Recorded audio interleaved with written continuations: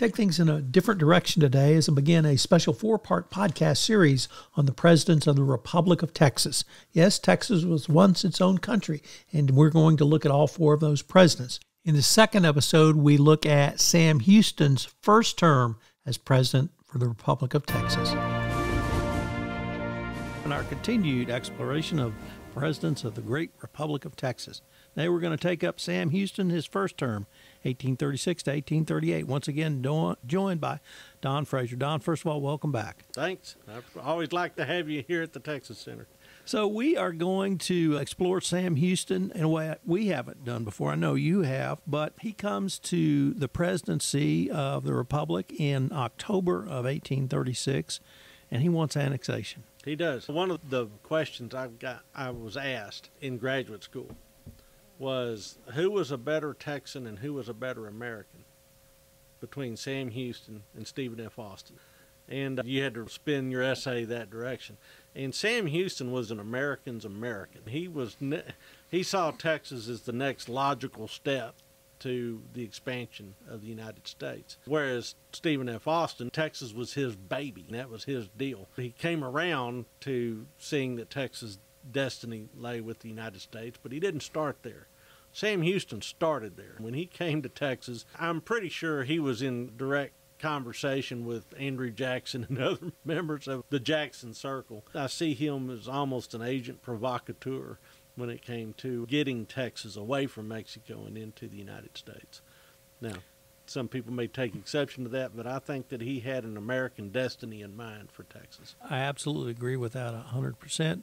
But in studying to prepare for this podcast, I was a little surprised to learn that he saw other foreign powers as a way to help facilitate annexation, and he suggested ways that perhaps others in the administration or others in political circles didn't agree with, and specifically stopping the importation of slaves to curry favor with the United Kingdom. Yeah, absolutely, with Great Britain. And it's interesting because he sent Anson Jones as the minister to the United States to withdraw any sort of request for annexation.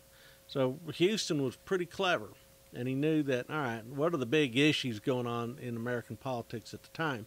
The expansion of slavery. Abolitionists wanted to contain slavery because slavery is only viable if it can, sooner or later you'll have too many slaves and not enough stuff for them to do, and the value of slaves will then drop because you have an oversupply, et cetera, et cetera. The only way to maintain value in enslaved property, enslaved people, is to make sure that there's always a market for them. Okay. So somehow, if you can get slavery involved in this conversation about annexation, it'll be critically important. Great Britain is the leading abolitionist nation on earth. They're the ones that have the anti-slavery patrols off the west coast of Africa. They have done compensated manumission throughout the empire. So Sam Houston has a conundrum. The people that are going to most be interested in Texas being part of the United States will be the ones that will also want to import slaves to Texas. The biggest opponents to annexation are the guys who want no slaves to be imported or to be allowed in Texas. They want it to be a free state, and therefore put a block on the expansion of slave states. So Houston says, I probably already have the Southerners, but I don't have the abolitionists. So what I'll do is I'll curry favor with the British. Now, the British are going, no, this is horse feathers. This is not even legitimate. It's not even, but we'll hear him out. And they actually had a minister plenipotentiary in Mexico who essentially started freelancing. It was actually a guy named Pakenham. And Pakenham just starts negotiating on behalf of the empire on his own without really any instructions from London. And he says, oh, Texas wants to be in our sphere. And he goes, this will be great because that'll put a block on the expansion of the U.S. Then that gets to the United States, and the Americans are all going, oh, no, not the British again. We just had a little dust up with them in 1812. We got some negotiations that are going sour on us over the boundary of Oregon. It's always the stupid British. And there is a real Anglophobia in the United States at the time. So Houston, canny as he can be, says, "We'll just go over there and see if the British think we're." It's the old great trick. Oh, what? I can't get your attention? Then I'll flirt with your best friend or your worst enemy. And that's essentially the play he's making. Now, the British said, fine, if they want to be independent, we may offer some guarantees. We'll broker a peace treaty between Mexico and the Republic, for instance. There's some things we can bring to the table.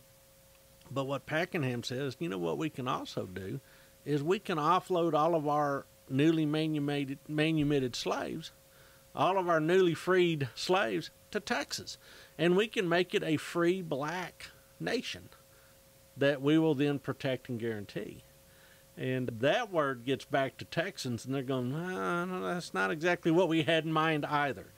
And what Houston is doing is threading that needle between all those different factions.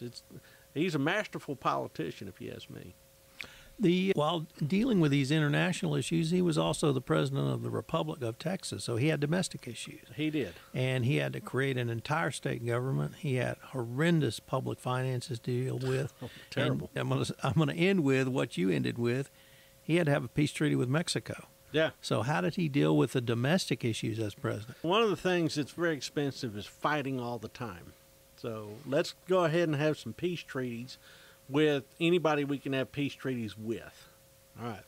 Two major threats to the Republic. One are the Comanches, and they are busy expanding their empire at the time. The other is Mexico. Mexico is in another cycle of coup and counter coup, so they're not as big a threat as the Comanche. So what Sam Houston does is he sends envoys out to the various indigenous peoples across Texas and says, look, we're all going to be friends. Let's sign these treaties of great friendship, and they will never be broken, men. And goes up to what is now Dallas-Fort Worth area, and they have a big parlay up there near present-day Grapevine. Sends people out to the Comanches. Of course, Comanches are fairly decentralized, and so it's tough to get them all. It's tough to achieve whenever you're dealing with the Comanches. But he is really trying to diffuse that. The other thing he does is he abolishes the Texas Navy. Says, you know, if we don't have a Navy, then we don't have those expenses of scraping those hulls and putting those ships into good shape. And we probably will lessen any chance of an accidental incident with, say, the Mexican Navy. We'll let them have the fins, we'll have the feet. And the fins and the feet won't ever match, so that'll work out. If you have boats with cannons on them, somebody may be tempted to fire them. So we can cut expenses and also lessen tensions by abolishing that Navy. So he hauls all the boats up, breaks them up. A bunch of them had already wrecked and run into sandbars anyway. So he is cutting. He abolishes the Army and says, we can't afford you guys. And so a bunch of these guys who showed up either in time for San Jacinto or just after are finding themselves, we came all the way here we came from New York or Georgia or Ohio or Alabama, and we were looking for a fight. Now we don't even have an army to belong to. And so a bunch of those guys sell their services to other Mexican revolutionaries. And so you have this exodus, one historian referred to as rowdy loafers, which is what they were, into Mexico as essentially a Wagner group of the 1830s. They certainly just have gun will travel, and they get involved with the Republic of Rio Grande and other sort of ventures down there. So Sam Houston is laying Texas out completely prostrate and eliminating its ability to even wage offensive war. The Rangers still around, but he's telling them, hey, everybody needs to chill while the Comanches are bringing their people in. And when the United States doesn't respond with alacrity for annexation, he starts flirting with the other foreign powers, especially Great Britain, because he knows that's the guy the Americans can't tolerate. It will not surprise people to hear that he had a tolerant Indian policy, and you spoke about that a little bit in context of the Comanches. What about the Indians in East Texas? What was his policy towards them? He was friends with the Comanches. Now, the Comanches, so he had lived with the Cherokees as a kid, knew Chief Bowl, which was one of their leaders. He was willing to have a very tolerant attitude towards them and actually cultivated that relationship. There were people that saw the immigrant Indians, and it's not just Cherokees. It's all sorts of different eastern tribes that wandered into Texas. A bunch of them invited by the Spanish and then the Mexican. There were some people that feared that those indigenous communities might be a fifth column, working in concert with Mexican agents. And so he had to play that very delicately as well. Some people didn't trust him, but Sam Houston said, no, we can trust these guys. Now, it's interesting to note that the branch of the Cherokees that went into East Texas had at one time been called the Chickamauga, and they had been followers of a chief named Dragging Canoe and had been a major pain in the neck to American settlement of the Middle Tennessee River Valley back in the 1790s. And they came in second in that contest, and they said, we'll go over there where people like us better, and they'd set up shop in East Texas. So Sam Houston, he was playing the odds. Said, I think that these guys are going to be relatively harmless, but guess what? We really don't have an army to fight them anyway. Let's see what we can do to tolerate them while we can. So how would you assess his first term? I think that he did everything humanly possible to set the Republic of Texas up to be a very attractive annexation target. I think he did it masterfully. He put a cap on spending, and there's a huge amount of debt.